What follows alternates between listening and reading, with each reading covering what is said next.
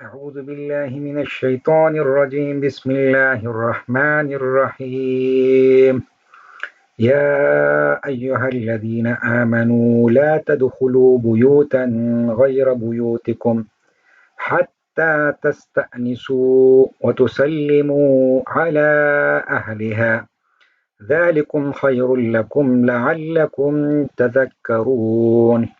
ترجمہ: اے ایمان والو، اپنے گھروں سے سوا اور گھروں میں نہ جاؤ جب تک کہ اجازت نہ لے لو، اور وہاں کے رہنے والوں کو سلام کرو، یہی تمہارے لیے سراسر بہتری ہے تاکہ تم نصیحت حاصل کرو۔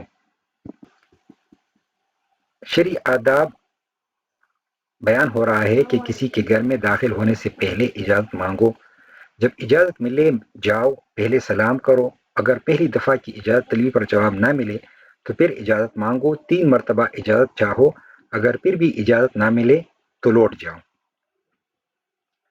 حضور نبی کریم صلی اللہ علیہ وآلہ وسلم کے احادیث۔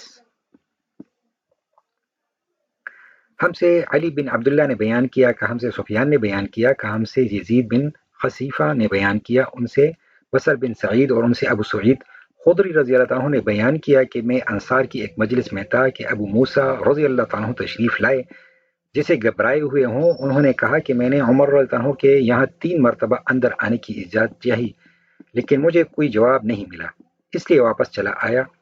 عمر رضی اللہ عنہ کو معلوم ہوا تو انہوں نے دریافت کیا کہ اندر آنے میں کیا بات معنی تھی۔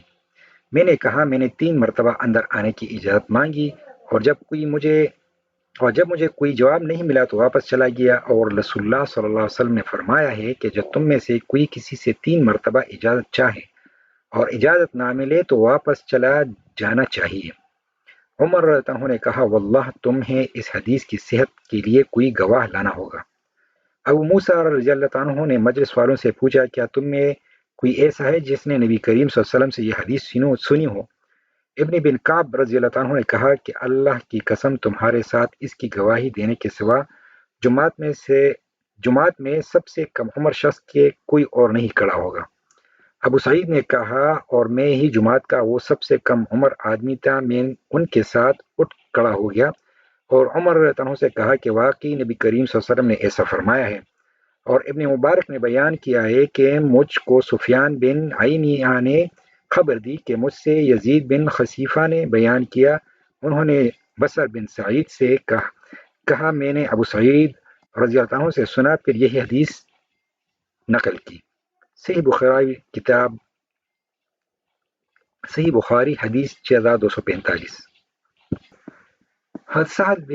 سعد سے روایت ہے کہ ایک شخص نے نبی کریم صلی اللہ علیہ وسلم کے کسی حجرے میں سوراخ سے دیکھا۔ نبی کریم صلی اللہ علیہ وسلم کے پاس اس وقت ایک کنگا تھا جس سے آپ سر مبارک کھجا رہے تھے۔ نبی کریم صلی اللہ علیہ وسلم نے اس سے فرمایا کہ اگر مجھے معلوم ہوتا کہ تم جھانک رہے ہو تو یہ کنگا تمہاری آنکھ میں چبو دیتا۔ اندر داخل ہونے سے پہلے اجازت مانگنا تو ہے ہی، اس لیے کہ اندر کی کوئی ذاتی چیز نہ دیکھی جائے۔ صحیح بخاری حدیث 6241۔